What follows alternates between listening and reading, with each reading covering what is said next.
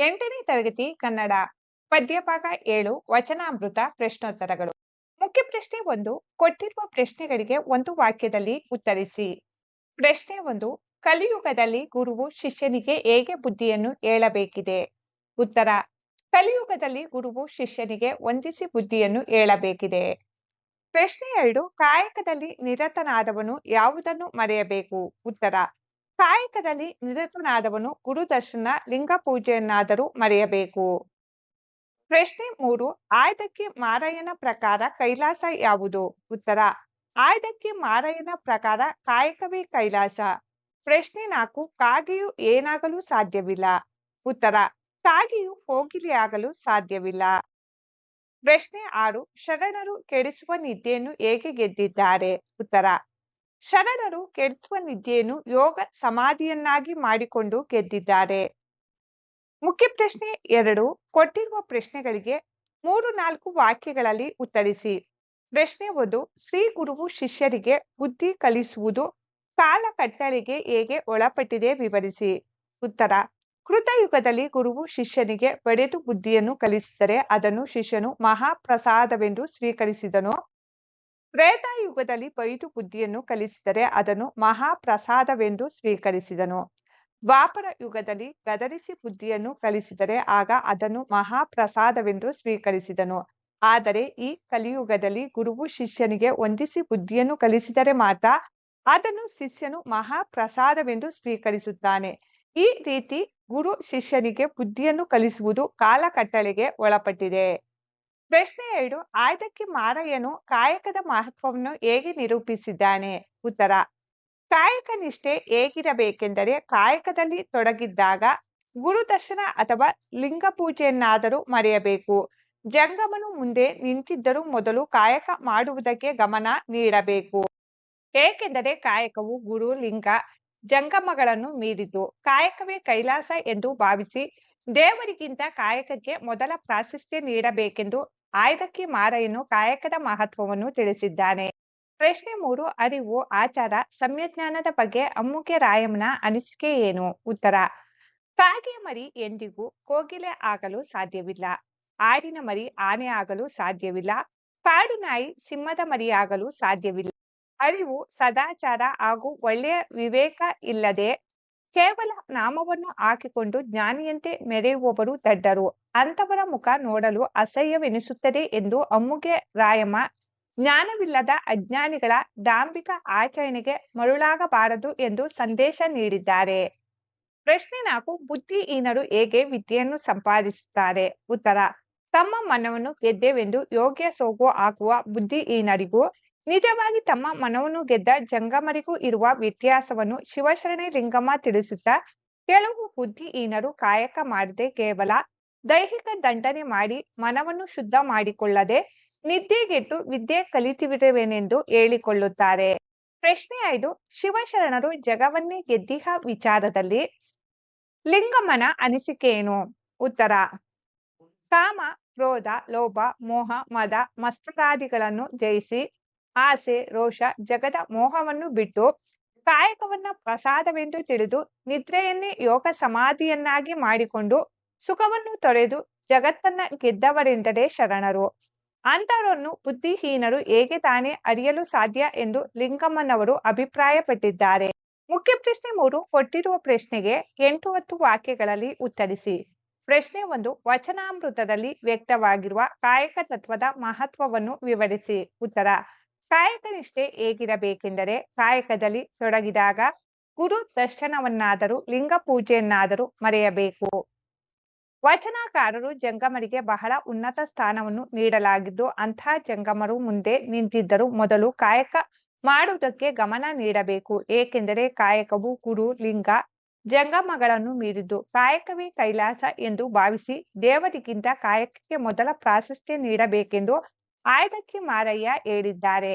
ಕೆಲವರು ಕಾಯಕ ಮಾಡದೆ ಕೇವಲ ದೈಹಿಕ ದಂಡನೆ ಮಾಡಿ ಮನವನ್ನು ಶುದ್ಧ ಮಾಡಿಕೊಳ್ಳದೆ ನಿದ್ದೆಗೆಟ್ಟು ವಿದ್ಯೆ ಕಲಿತಿರುವೆನೆಂದು ಹೇಳಿಕೊಳ್ಳುತ್ತಾರೆ. ಆದರೆ ನಿಜವಾಗಿ ಕಾಯಕವನ್ನೇ ಪ್ರಸಾದವೆಂದು ತಿಳಿದು ಸುಖವನ್ನು ತೊರೆದು ಜಗತ್ತನ್ನೇ ಗೆದ್ದವರೆಂದರೆ ಶರಣರು ಎಂದು ಶಿವಶರಣೆ ಲಿಂಗಮ್ಮ ಅಭಿಪ್ರಾಯಪಟ್ಟಿದ್ದಾರೆ. ಮುಖ್ಯ ಪ್ರಶ್ನೆ 4 ಸಂದರ್ಭ ಸಹಿತ ಸ್ವಾರಸ್ಯವನ್ನು ವಿವರಿಸಿ. ವಾಕ್ಯ 1 ನಿಮ್ಮ ಕಾಲದ ಕಟ್ಟಳೆಯ ಕಲಿತನಕ್ಕೆ ನಾ ಬೆರಗಾದೆ. ಆಯ್ಕೆ ಈ ವಾಕ್ಯವನ್ನು ಎಂ ಕಲಬುರ್ಗಿ ಅವರು ಸಂಪಾದಿಸಿರುವ ಸಮಗ್ರ ವಚನ ಸಂಪುಟ ಕೃತಿಯಿಂದ ಆರಿಸಲಾದ ಅಲ್ಲಮ ಪ್ರಭುವಿನ ವಚನದಿಂದ ತೆಗೆದುಕೊಳ್ಳಲಾಗಿದೆ. ಸಂದರ್ಭ ವಿವಿಧ ಯುಗಗಳ ಕಾಲಘಟ್ಟಗಳಲ್ಲಿ ಗುರುಗಳು ಶಿಷ್ಯರಿಗೆ ಶಿಕ್ಷಣ ನೀಡುತ್ತಿದ್ದ ಬಗೆಯನ್ನು ವರ್ಣಿಸುವ ಸಂದರ್ಭದಲ್ಲಿ ಅಲ್ಲಮ ಪ್ರಭು ಈ ಮಾತನ್ನು ಹೇಳಿದ್ದಾರೆ. ಕೃತಯುಗದಲ್ಲಿ ಗುರುವು ಶಿಷ್ಯನಿಗೆ ಬಡಿದು, ತ್ರೇತಾಯುಗದಲ್ಲಿ ಬೈದು, ದ್ವಾಪರ ಯುಗದಲ್ಲಿ ಗದರಿಸಿ ಬುದ್ಧಿಯನ್ನು ಕಲಿಸಿದರೆ ಆಗ ಅದನ್ನು ಮಹಾಪ್ರಸಾದವೆಂದು ಸ್ವೀಕರಿಸಿದನು. ಆದರೆ ಈ ಕಲಿಯುಗದಲ್ಲಿ ಗುರುವು ಶಿಷ್ಯನಿಗೆ ವಂದಿಸಿ ಬುದ್ಧಿಯನ್ನು ಕಲಿಸಿದರೆ ಮಾತ್ರ ಅದನ್ನು ಶಿಷ್ಯನು ಮಹಾಪ್ರಸಾದವೆಂದು ಸ್ವೀಕರಿಸುತ್ತಾನೆ ಎಂದು ಅಲ್ಲಮ ಪ್ರಭು ಅಭಿಪ್ರಾಯಪಟ್ಟಿದ್ದಾರೆ.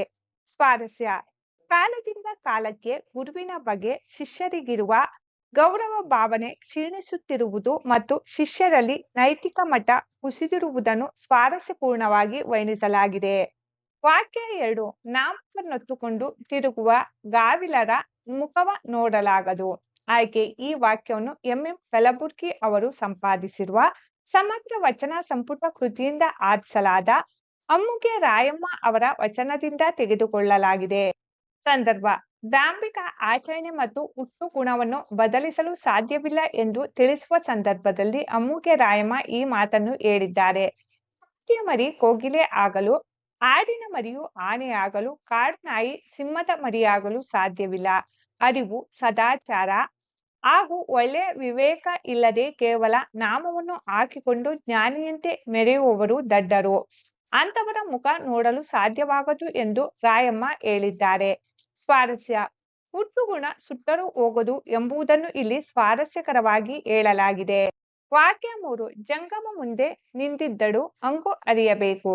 ಆಯ್ಕೆ ಈ ವಾಕ್ಯವನ್ನು ಎಂ ಕಲಬುರ್ಗಿ ಅವರು ಸಂಪಾದಿಸಿರುವ ಸಮಗ್ರ ವಚನ ಸಂಪುಟ ಕೃತಿಯಿಂದ ಆರಿಸಲಾದ ಆಯ್ದಕ್ಕಿ ಮಾರಯ್ಯ ಅವರ ವಚನದಿಂದ ತೆಗೆದುಕೊಳ್ಳಲಾಗಿದೆ. ಸಂದರ್ಭ ಕಾಯಕದ ಮಹತ್ವವನ್ನು ತಿಳಿಸುವ ಸಂದರ್ಭದಲ್ಲಿ ಆಯ್ದಕ್ಕಿ ಮಾರಯ್ಯ ಈ ಮಾತನ್ನು ಹೇಳಿದ್ದಾರೆ. ಕಾಯಕದಲ್ಲಿ ತೊಡಗಿದಾಗ ಗುರುದರ್ಶನ ಅಥವಾ ಲಿಂಗ ಪೂಜೆಯನ್ನಾದರೂ ಮರೆಯಬೇಕು.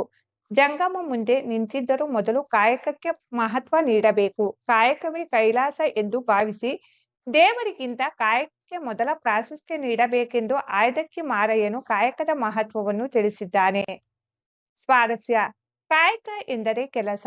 ಇಲ್ಲಿ ಕೆಲಸವೇ ದೇವರು ಎಂದು ಪ್ರತಿಪಾದಿಸಿರುವುದು ಸ್ವಾರಸ್ಯಪೂರ್ಣವಾಗಿದೆ. ಪ್ರಶ್ನೆ 4 ಕಾಯಕವನ್ನೇ ಪ್ರಸಾದ ಕಾಯಕ ಮಾಡಿ ಸಲಹಿದರು. ಆಯ್ಕೆ ಈ ವಾಕ್ಯವನ್ನು ಎಂ ಕಲಬುರ್ಗಿ ಅವರು ಸಂಪಾದಿಸಿರುವ ಸಮಗ್ರ ವಚನ ಸಂಪುಟ ಕೃತಿಯಿಂದ ಆರಿಸಲಾದ ಶಿವಶರಣೆ ಲಿಂಗಮ್ಮ ಅವರ ವಚನದಿಂದ ತೆಗೆದುಕೊಳ್ಳಲಾಗಿದೆ. ಸಂದರ್ಭ ತಮ್ಮ ಮನವನ್ನು ಗೆದ್ದೆವೆಂದು ಯೋಗ್ಯ ಸೋಗು ಹಾಕುವ ಬುದ್ಧಿಹೀನರಿಗೂ ನಿಜವಾಗಿ ತಮ್ಮ ಮನವನ್ನು ಗೆದ್ದ ಜಂಗಮರಿಗೂ ಇರುವ ವ್ಯತ್ಯಾಸವನ್ನು ತಿಳಿಸುವ ಸಂದರ್ಭದಲ್ಲಿ ಶಿವಶರಣೆ ಲಿಂಗಮ್ಮ ಅವರು ಈ ಮಾತನ್ನು ಹೇಳಿದ್ದಾರೆ. ಕೆಲವರು ಕಾಯಕ ಮಾಡದೆ ಕೇವಲ ದೈಹಿಕ ದಂಡನೆ ಮಾಡಿ ಮನವನ್ನು ಶುದ್ಧ ಮಾಡಿಕೊಳ್ಳದೆ ನಿದ್ದೆಗೆಟ್ಟು ವಿದ್ಯೆ ಕಲಿತಿರುವೆನೆಂದು ಹೇಳಿಕೊಳ್ಳುತ್ತಾರೆ. ಆದರೆ ನಿಜವಾಗಿ ಕಾಯಕವನ್ನೇ ಪ್ರಸಾದವೆಂದು ತಿಳಿದು ಸುಖವನ್ನು ತೊರೆದು ಜಗತ್ತನ್ನೇ ಗೆದ್ದವರೆಂದರೆ ಶರಣರು ಎಂದು ಶಿವಶರಣೆ ಲಿಂಗಮ್ಮ ಅಭಿಪ್ರಾಯಪಟ್ಟಿದ್ದಾರೆ. ಸ್ವಾರಸ್ಯ ದೈಹಿಕ ದಂಡನೆ ಮಾಡಿ ಆರೋಗ್ಯ ವೃದ್ಧಿಸಿಕೊಳ್ಳುವುದರ ಬದಲು ಯಾವುದಾದರೊಂದು ಕಾಯಕ ಮಾಡಿದರೆ ಕೆಲಸದ ಜೊತೆಗೆ ಆರೋಗ್ಯವು ವೃದ್ಧಿಯಾಗುತ್ತದೆ ಎಂಬುದು ಇಲ್ಲಿ ಸ್ವಾರಸ್ಯಪೂರ್ಣವಾಗಿ ಮೂಡಿಬಂದಿದೆ. ಪ್ರಶ್ನೆ 5 ಕೊಟ್ಟಿರುವ 4 ಉತ್ತರಗಳಲ್ಲಿ ಸರಿಯಾದ ಉತ್ತರ ಪದವನ್ನು ಆರಿಸಿ ಬರೆಯಿರಿ. 1 ತ್ರೇತಾಯುಗದಲ್ಲಿ ಗುರುವು ಶಿಷ್ಯನಿಗೆ ಬುದ್ಧಿಯನ್ನು ಹೀಗೆ ಕಲಿಸುತ್ತಿದ್ದರು. ಆಯ್ಕೆಗಳು ಬಡೆದು, ಬೈದು, ವಂದಿಸಿ, ಜಂಕಿಸಿ. ಸರಿಯಾದ ಆಯ್ಕೆ ಬೈದು. ತ್ರೇತಾಯುಗದಲ್ಲಿ ಗುರುವು ಶಿಷ್ಯನಿಗೆ ಬುದ್ಧಿಯನ್ನು ಹೀಗೆ ಕಲಿಸುತ್ತಿದ್ದರು. ಉತ್ತರ ಬೈದು. 2 ಆಯ್ದಕ್ಕಿ ಮಾರಯ್ಯನ ಅಂಕಿತ ನಾಮ. ಆಯ್ಕೆಗಳು ಗುಹೇಶ್ವರ, ಅಮುಗೇಶ್ವರ, ಅಮರೇಶ್ವರ ಲಿಂಗ, ಅಪ್ಪಣ್ಣ ಪ್ರಿಯ. ಸರಿಯಾದ ಆಯ್ಕೆ ಅಮರೇಶ್ವರ ಲಿಂಗ. ಆಯ್ದಕ್ಕಿ ಮಾರಯ್ಯನ ಅಂಕಿತ ನಾಮ ಅಮರೇಶ್ವರ ಲಿಂಗ. 3 ಕೋಗಿಲೆ ಪದದ ತದ್ಭವ ರೂಪ.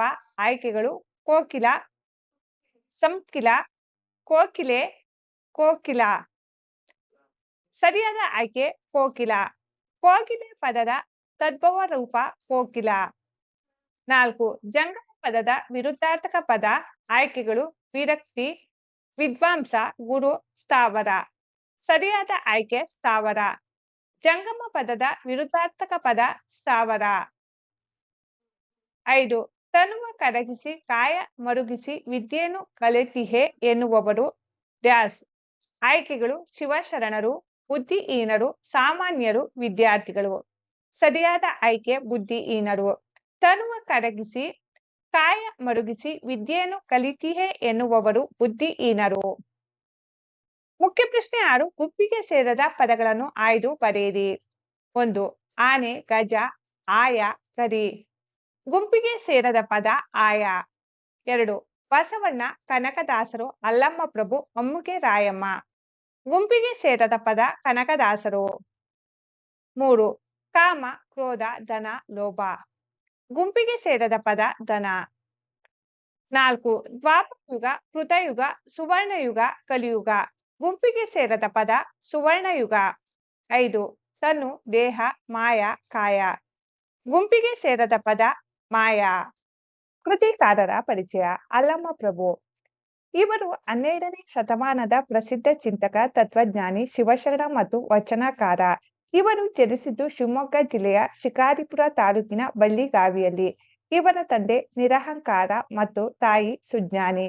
ಇವರು ಕಲ್ಯಾಣದಲ್ಲಿ ಬಸವಣ್ಣ ಸ್ಥಾಪಿಸಿದ ಶೂನ್ಯ ಪೀಠದ ಅಧ್ಯಕ್ಷನಾಗಿ ಅನೇಕರಿಗೆ ಮಾರ್ಗದರ್ಶನ ನೀಡಿದರು. ಗುಹೇಶ್ವರ ಎಂಬುದು ಇವರ ವಚನಗಳ ಅಂಕಿತ. ಕೃತಿಕಾರರ ಪರಿಚಯ. ಆಯ್ದಕ್ಕಿ ಮಾರಯ್ಯ ಇವರ ಕಾಲ ಸಾಮಾನ್ಯ ಶತ ಸುಮಾರು 1160. ಶಿವಶರಣ ಹಾಗೂ ವಚನಕಾರರು. ಇವರು ರಾಯಚೂರು ಜಿಲ್ಲೆಯ ಅಮರೇಶ್ವರದ ಆಯ್ದಕ್ಕಿ ಲಕ್ಷ್ಮಮ್ಮನ ಪತಿ. ಆಯ್ದಕ್ಕಿ ಮಾರಯ್ಯ ಎಂದೇ ಪ್ರಸಿದ್ಧ. ಈವರೆಗೆ ಇವರ ಸುಮಾರು 32 ವಚನಗಳು ದೊರೆತಿವೆ. ಇವರ ಅಂಕಿತ ಅಮರೇಶ್ವರ ಲಿಂಗ. ಬೀದಿಯಲ್ಲಿ ಬಿದ್ದ ಅಕ್ಕಿಗಳನ್ನು ಆಯ್ದು ತಂದು ದಾಸೋಹ ಮಾಡುವುದೇ ಇವರ ಕಾಯಕವಾಗಿತ್ತು. ಕೃತಿಕಾರರ ಪರಿಚಯ. ಅಮ್ಮುಗೆ ರಾಯಮ್ಮ ಇವರ ಕಾಲ ಸಾಮಾನ್ಯ ಶತ ಸುಮಾರು 1160. 12ನೇ ಶತಮಾನದ ವಚನಕಾರ್ತಿಯರಲ್ಲಿ ಒಬ್ಬರು. ಇವರು ಸೊನ್ನಾಲಿಗೆಯವರು, ಅಂದರೆ ಈಗಿನ ಸೊಲ್ಲಾಪುರ. ಪತಿ ಅಮ್ಮುಗೆ ದೇವಯ್ಯ. ನೇಗಿ ಇವರ ಕಾಯಕ. ಇವರ ಅಂಕಿತ ನಾಮ ಅಮ್ಮುಗೇಶ್ವರ. ತಮ್ಮ ವೈಚಾರಿಕ ಪ್ರಖರತೆ ಹಾಗೂ ಸಾಮಾಜಿಕ ಕಳಕಳಿಯಿಂದ ಜೀವನವನ್ನು ವಿಭಿನ್ನ ದೃಷ್ಟಿಕೋನದಿಂದ ದರ್ಶಿಸಿ ಚಿಂತನೆಗೈದು ವಚನ ರಚನೆಯ ಮಹಾಕಾಯಕವನ್ನು ರೂಢಿಸಿಕೊಂಡವರು. ಕೃತಿಕಾರರ ಪರಿಚಯ. ಶಿವಚರಣೆ ಲಿಂಗಮ್ಮ ಇವರ ಕಾಲ ಸಾಮಾನ್ಯ ಶತ ಸುಮಾರು 1160. 12ನೇ ಶತಮಾನದ ವಚನಕಾರ್ತಿಯರಲ್ಲಿ ಒಬ್ಬರು. ಕ್ಷೌಟಿಕ ವೃತ್ತಿಯ ಹಡಪಾದ ಅಪ್ಪಣ್ಣನವರ ಧರ್ಮಪತ್ನಿ. ಇವರ ಅಂಕಿತ ನಾಮ ಅಪ್ಪಣ್ಣ ಪ್ರಿಯ ಚನ್ನಬಸವಣ್ಣ ಎಂಬುದು. ಇವರು ವ್ಯಕ್ತಿಯ ಹುಟ್ಟಿಗೂ ಅವನ ಸಾಧಿಸುವ ಸಾಧನೆಗೂ ಏನೇನೂ ಸಂಬಂಧವಿಲ್ಲ ಎಂಬುದನ್ನು ನಿರೂಪಿಸಿದರು.